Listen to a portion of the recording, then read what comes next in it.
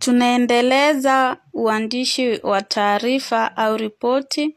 Katika kipindi hiki tutaangazia mambo muhimu katika uandishi wa taarifa au mambo ya kuzingatia. Karibu. Moja ni taarifa iwe wazi, inapowezekana iwe na vichwa vidogo au mada dogo dogo.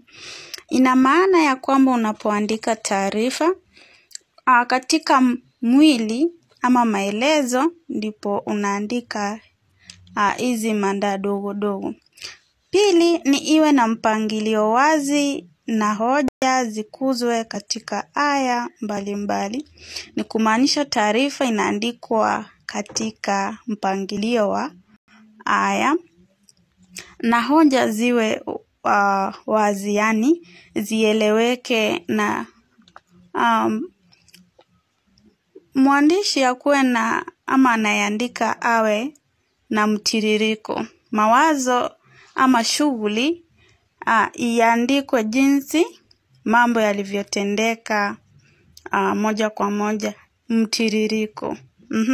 Tatu, iwe fupi na inayosomeka kwa wepesi, yani ieleweke, isiwe ni kitu haieleweki. Ijifunge kwenye mada inayohusika.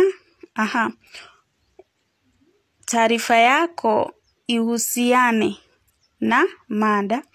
Tano, lugha inayotumiwa iwe rasmi, yani usitumie lugha ya mtaani, uzingatie sarufi, herufi kubwa, mambo kama hayo. Sita, mwandishi atumie nafsi ya tatu. Kwa mfano, alisambaza maarifa ya ukulima. Yani usitumie nafsi ya kwanza kama mimi ama ya pili wewe. Unatumia nafsi ya tatu. Alisema, alitushauri. Jina langu ni Mwalimu Linda.